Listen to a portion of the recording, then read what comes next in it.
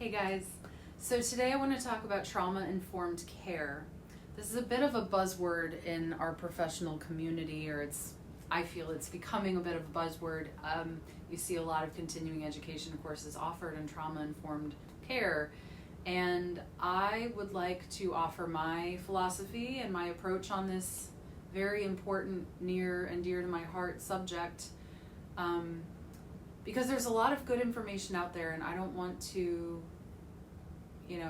confuse, but there is a lot that is being taught from the massage therapy community specifically that I see is not really grounded in the same kind of scientific research and understanding of how trauma works than we see presented in, say, the world of psychiatry.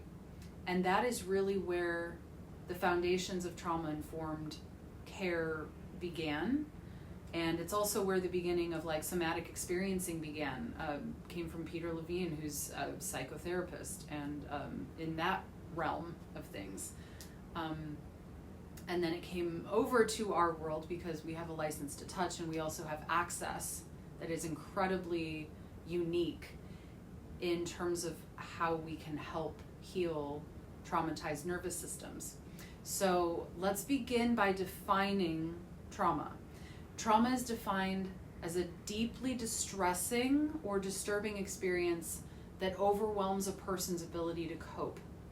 It can result from events that cause significant emotional, psychological, or physical harm. Trauma can be caused by a variety of experiences, including accidents, natural disasters, violence, abuse, loss, or ongoing stressors, chronic stress. It can affect a person's sense of safety, well-being, and identity, and may lead to long-term emotional or psychological challenges, such as anxiety, depression, or post-traumatic stress disorder, PTSD. Trauma can be categorized into two main types: physical trauma or emotional psychological trauma. So with physical trauma, we're talking about injury or harm to the body, right? The physical body due to accidents, falls, or violence, or giving birth, right? Giving birth is,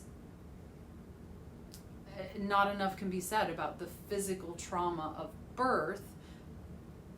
We'll dive into this again though. Trauma is not what happens to you, it's individually processed meaning and understanding of the event that took place. So physical trauma though, from a somatic point of view, if that rapid change, if that transformational experience is not integrated, and there's still dissonance there between the thing that happened and the way that the person is still experiencing, they haven't integrated that information, that trauma is still very much present and living in it may just be in their body and their mind hasn't really caught up to it yet. There's all kinds of ways that it presents, but physical trauma is the first kind of categorical way of looking at it. And then the second, emotional psychological trauma, emotional or mental harm caused by the same distressing experiences,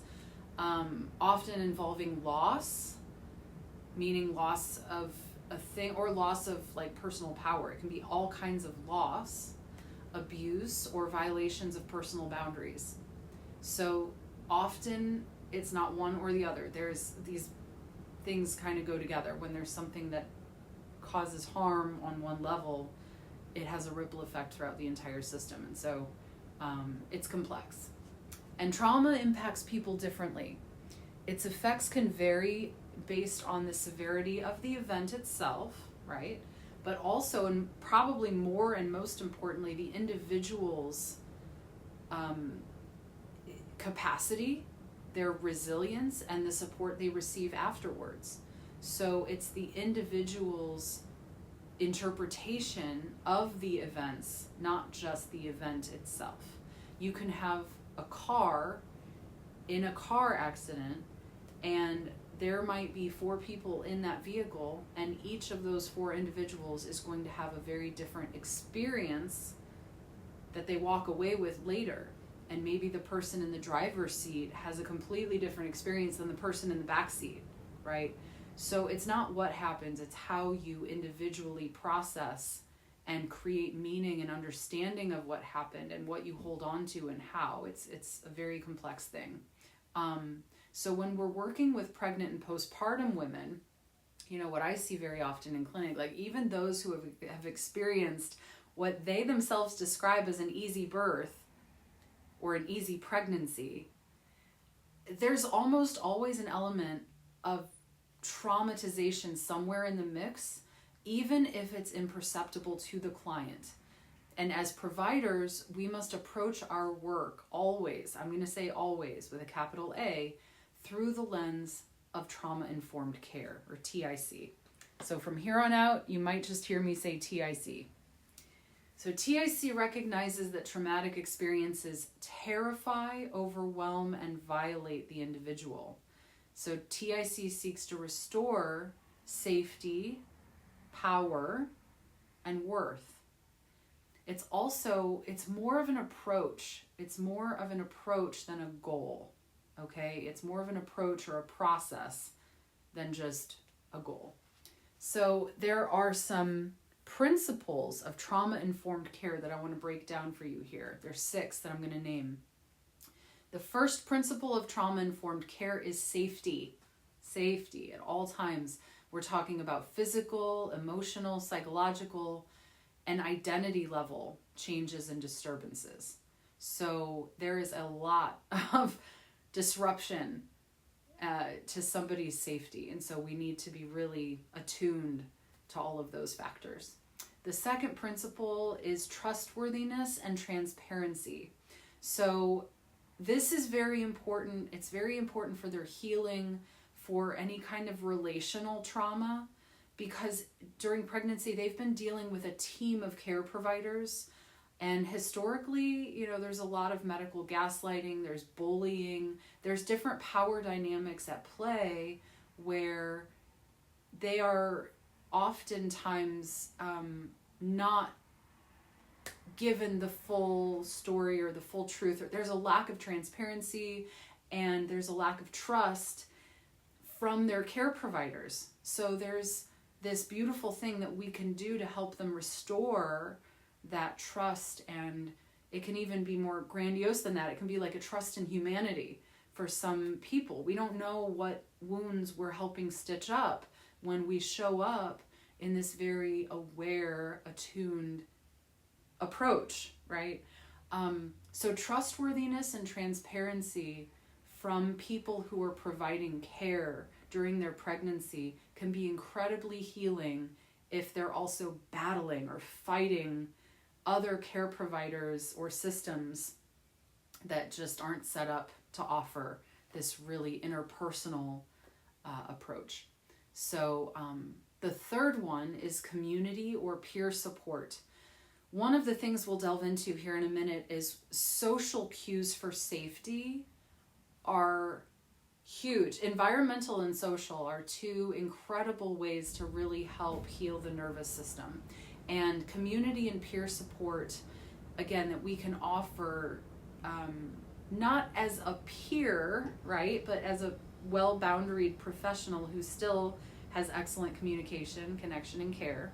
We can still show up in that way that offer social safety cues, right? Like eye contact in and of itself can be very healing when you're just present and you're offering presence as a tether, right? It's often not about what you're saying, but what your presence and you're bearing witness to their experience.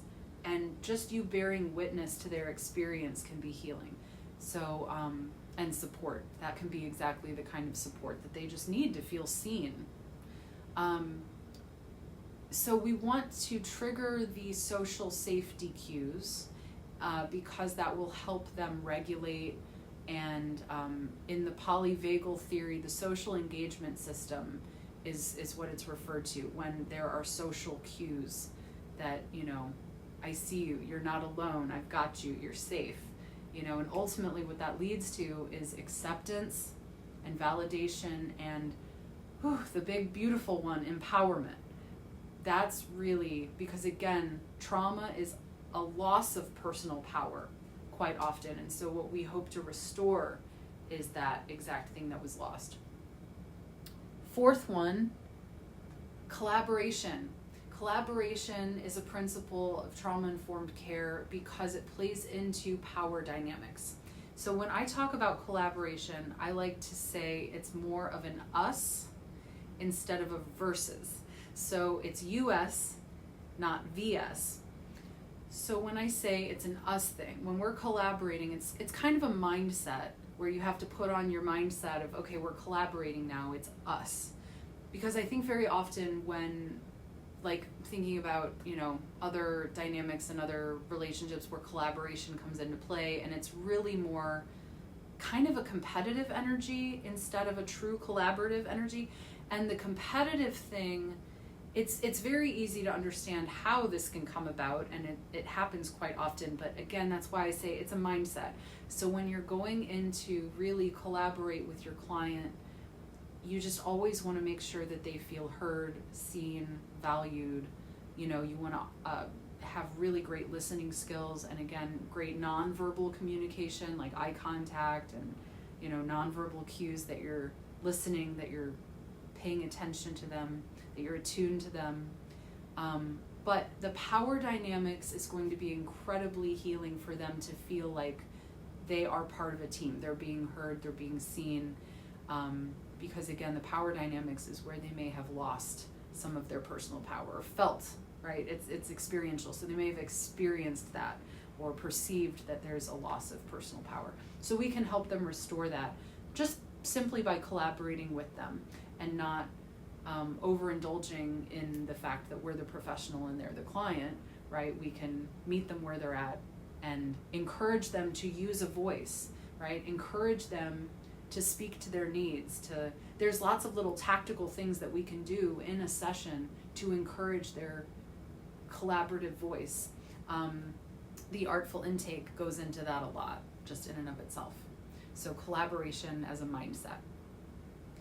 The fifth principle of trauma-informed care is empowerment. I just spoke about this a moment ago, but empowerment is really the biggest deal of them all, because again, what happens with trauma individually is as they have an experience, after they have that experience, they do feel a loss of personal power. But even if they don't clock it, even if they're not self-aware, sometimes it's like we take it on and we don't even realize that we've taken it on until something happens and maybe it triggers it or re-stimulates that wound, and then we're like, oh my gosh, I'm still carrying a wound, but I don't know what this is about. So the sooner we can kind of address it and hope to empower them, giving them a voice, giving them a choice. Those are two things when we talk about empowerment. Give them a voice, give them a choice. I'll get into the nitty-gritty of this later, but I like to play optometrist with my clients, meaning I'll give them two options. This is a very trauma-informed tactic, by the way, because I'm not overwhelming them. I'm not giving them an open-ended prompt. I'm saying, how would you like this, number one or number two, like an optometrist does, hence the play optometrist. But that's usually that like binary choice. Do you want one or two? Do you like this better or this better? Do you like this tool or this tool, or whatever the choice is? Give them two options and let them choose. And those little things, give them a voice, give them a choice. So just an example of how you can use specific communication tactics. But in everything you do, again, just collaborating, you're giving them choices, you're giving them opportunities to exercise their personal power. Okay, the final one, number 6, now this is a little bit of a larger idea of trauma-informed principles in practice, is dealing with things rooted in cultural, historical, or gender identity. So there is collective trauma around a lot of these subjects. And when we are working with a clientele where we can assume that a trauma-informed approach or TIC is needed, we also don't want to just, there are cultural implications, there are other parts of an individual's identity that have larger groups that they identify with, right? So that could have cultural, historical, or gender historical trauma rooted in that. So there are all kinds of levels and layers at play here, and it's important then when we are, let's just, for example, historically, people of color, when we're talking about medical gaslighting, it's really disturbing and deeply saddening that all of the, racial profiling and prejudice, all of the mistreatment and gaslighting and just really abusive tactics that happen commonly, you can help our clients heal if they've experienced any of that. So it's not just about the individual, like looking at it through a keyhole. We have to recognize there are other folds to this individual's identity that have greater implications.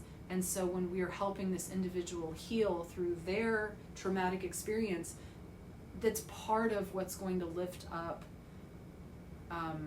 It's going to have a ripple effect in other ways that go beyond just, you and that individual. There is an ocean potentially of unhealed trauma of larger groups and collectives that have experienced historically, so much abuse and mistreatment, and the power dynamics being, abused to make these people feel small and powerless. And so we can show up in ways that, again, help to restore that balance a little bit. And how wonderful a gift do we have that we even have access to those spaces and places in which that healing work can happen. I consider it a gift, and I consider it personally empowering for me to be able to help other people heal in this way too. So also recognize, maybe this is the seventh I should have added, is that it can be healing for us as providers too, to be a part of, the solution, or to just be a helper, to bring light where there is darkness, if you want to see it that way. So I want to also offer a quick little bit of a reframe. So how we show up working with this beautiful special population, working with mamas, prenatal, postpartum, as opposed to general population. The nervous system, I always refer to this as the invisible third party in the room. We always want to be attuned to our clients' nervous systems. So yes, we want to pay attention, we want to be attuned, we want to have a trauma-informed approach. But we can also just understand that we have this beautiful vantage point to offer environmental and social cues. We can offer a balance to that chaos, to that lack of stillness that might be happening, especially like right after giving birth in those first few months of especially if it's like the first baby. There's just all kinds of different factors, but what we can offer is certainly a way that can help the client reconnect with themselves and ground themselves. So when all of these moving parts of their world are like, woo, we can help them just kind of center and feel in their body and remember, this is me, I'm still here. Ooh, I just got a little choked up on that. Like it gets as deep as like, I matter, we can help people feel like they matter just by the way that we ground the space, the way that we attune to their needs, all of these beautiful things. Their nervous systems are also, think about this, like they're probably, I'm thinking specifically about the acute, like really right after birth, like maybe the first month or so after birth, the first 3 months after birth in that postpartum phase. But really at any point during any part of life, specifically pregnancy or postpartum, but there's a lot of change and rapid transformational change happening physically, physiologically, on all levels. as we've mentioned. And so what we can offer is a chance for that nervous system to just like come up for air, so to speak, for a minute or two, right? Is what it probably feels like. It's like it's not enough to like suddenly heal everything, but it's just enough to like restore them so they can keep going, because it's like they never get a break, they never get a beat. They're go go go go go, and their nervous systems are matching that energy. They're go go go. It's survival mode like they've probably never experienced before. And yes, there's dopamine and endorphins and all of the happy hormones, right? There's tons of oxytocin. There's also serotonin. It's all of it. All of these wonderful hormones like keep them going. That's survival. That's the body's divine design to, get through. And I talk to a lot of mamas who reflect back on the first year postpartum with their first child, and they're like, I don't know how I did it, or, but you get through it. It's like you don't know how you're going to get through it, and then you do anyway. But these women who are taking on this unbelievably incredible work of raising a young human, and the partners that are helping them, hopefully they are, they have help. And whatever those dynamics may be, I mean, these women are balancing a lot. And so think about that, right? And then they come in to see us for a massage, and we don't know what their expectations or what their preconceived notions of what they're about to receive, but we have an opportunity to blow them away a little bit if we just understand and can empathize and attune with what those invisible needs may be. And of course, this is why I say communication, connection, and care. We have to have the tools to understand, okay, well, what's going to help this particular individual in this session.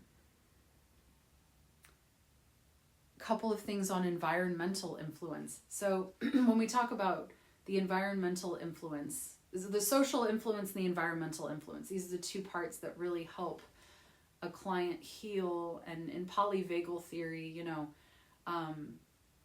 the ventral vagal state is really what we call when somebody has this calm, restored nervous system state, is in the dorsal vagal, or not dorsal vagal, I just said it, ventral vagal, where it's like here. It's like in the front of the body, and it's a feeling of, socially you're seen, you're safe, and then environmentally you also have cues for safety. And so socially, what we can do when we're with our clients, of course, we have to have appropriate boundaries. We're still the leader in the space. We're still in our professional sector, right? So we're not going to operate like this is my best friend coming in. Like, we have to have appropriate boundaries, but we can still cue connection, right? I've spoken before about having that nonverbal, like a tether to this person.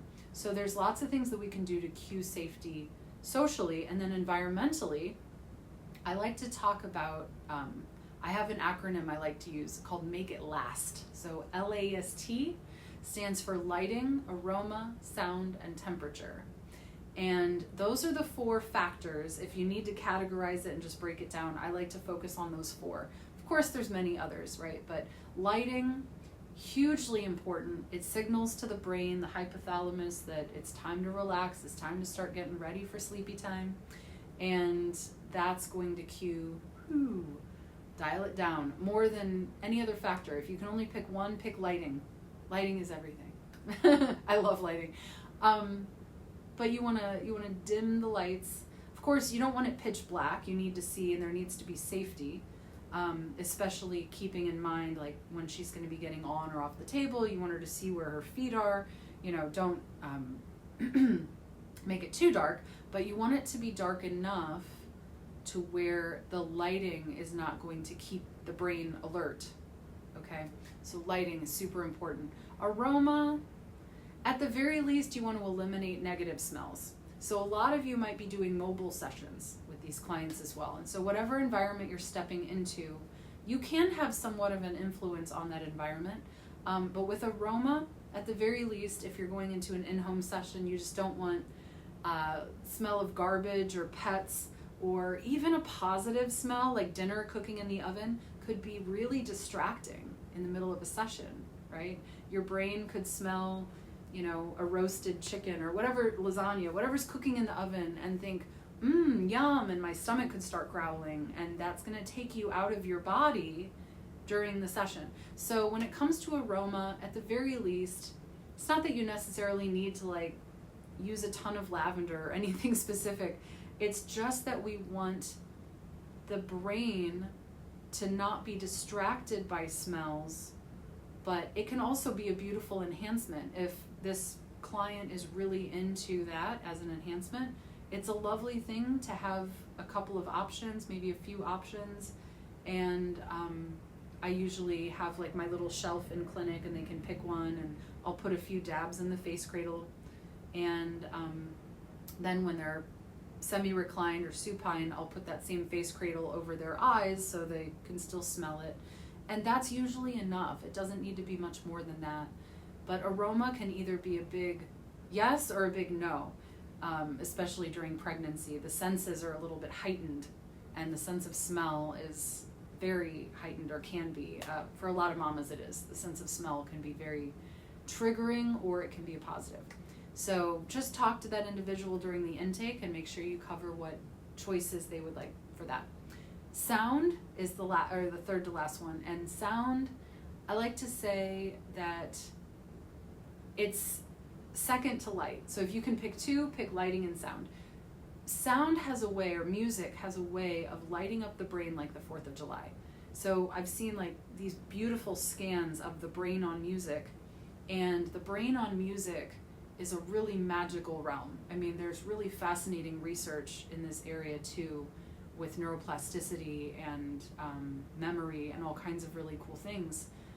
But in terms of parasympathetic function, and let's just default and say that they want a relaxation session, since this is a video on trauma-informed care, and we're assuming we really want to not overstimulate an overstimulated system, go for music that has beats per minute of way below 60. So in other words, we want the beats to be a second or slower. And there's this concept called entrainment. Entrainment is the term of, they talk about it sometimes in equestrian therapies, but there are, let's just say, energy fields, but it's also your heartbeat. And if you're within a certain field or distance, your heartbeat will match up. And that's the concept of entrainment. And they also talk about it a lot with a mother and a baby, that their hearts will not beat the same exactly, but that they do. They entrain to mirror. And it's a really beautiful thing. I'm sorry, I feel like I'm not explaining it very well, but if you look up entrainment, that's the concept. So, and that has a lot to do with sound, and the vibration of the sound, and then the heartbeat being part of that too. So a heart will, or an entire system, but specifically the heartbeat, will slow down when the music slows down, and vice versa. It'll speed up when the music speeds up. So with that concept in mind, pick something really, really low and very appropriate for the background, kind of like ambient with less rhythm to it perhaps. But again, it's very individual. So I always encourage mama to pick the music. If she doesn't care, then, and you pick for her, pick something, err on the side of caution. Okay, the fourth and final one when it comes to environmental factors is temperature. So this is something that, again, kind of like aroma, it's going to be really individuated how they want to experience temperature. Here in clinic, the AC tends to be jacked up pretty high because it's also Texas, also it's July. So Texas in July, the AC goes way up. and rightly so. So in clinic, though, to balance out that cold temperature, keeping in mind that she might be in oven mode, that's also something I ask about, is how hot are you running these days? But I tend to use heat in my sessions personally. I use hot stones. I have a big heart-shaped flax stuffed pillow called Mother Earth pillow that I love to place different places on the body for different reasons. But we always have to stay within safety boundaries with the use of heat. So it's very individual. I'll incorporate that conversation as part of my intake to figure out exactly how much heat do I want to use. But a lot of mamas, again, heat feels great. And during postpartum, we want a lot of heat to be reincorporated and basically try to put it back in the body is kind of the idea. So there's a lot of beautiful things that we can do, though, on those two notes of environmental and social influence. So give that some thought. Think creatively about how you might be able to just provide that safety, either environmentally, and again, if you're doing it mobile, experience and practice and creatively. And if you come up with something really cool, please share it with the community so that we can all give you snaps and props and then maybe adapt some of those things too. But at the very least, we always want to be socially cueing them that you're safe with me, right? This is the main thing. So in practice, the way this can look, again, just to reiterate, appropriate boundaries, unconditional positive regard, right? And then authenticity. We want to show up authentically, well-boundaried, but authentically us and positive. The ability to discharge is also something that we're going to see. We're going to see a lot of discharging in our practice. And when I say the word discharge, it's a psychological term that refers to how the body releases that stress physically. And some people will discharge their stress by talking in a session. It's not just regular conversation. For a trauma-informed practitioner, they see a client talking a lot, sharing a lot. We don't see that as words coming out of their mouth, like we do, but we see behind the words, and we see that there's a more important thing driving all of the talking. And the bigger important thing is like, okay, wow, this person really needs to feel heard. They really have something to say. Let me make sure that I not just hear them, but I'm cueing to them, okay, I'm really tuned into you right now and I am fully listening to you, right? Because that's going to help them as they discharge feel safe, right? And so that's the key. That's our MO here, is making them feel safe. So that could also mean, so discharging besides talking, they could also fidget. There's a lot of shaking and wiggle worminess that can happen when a system is trying to kind of release stress or pain or anything physically. Sometimes it'll also leave the body like as heat, like somebody will get really hot or flushed. Crying, classic example of discharging. Laughing is another one. Some people, when they're talking, they have this kind of almost like a tic, but they'll laugh kind of uncomfortably, or they'll like to fill a silence or an uncomfortable silence. They'll laugh. So that can be a form of discharging as well. All kinds of forms of discharging. So it's something really important to keep a lookout for and develop some tactics around it. What I'm going to tell you right now, since we're talking about trauma-informed care, if you notice anything that you suspect may just be a form of discharging, I want you to think, okay, this is great. This means that they are, they're letting it out, that they're feeling safe enough to let it out, and you don't want to do anything to stop that flow. You don't want to suppress it. So like, even if during a session they're wiggling, you don't want to ask them like, are you okay? They're okay, right? Like, unless something's obvious and you need to help them. But if they're just adjusting an arm, or they're just, fidgeting or wiggle worming a little bit, see that as a positive. See that as them self-attuning. They're giving their body what it needs to feel safe. and they're releasing that energy as they wiggle.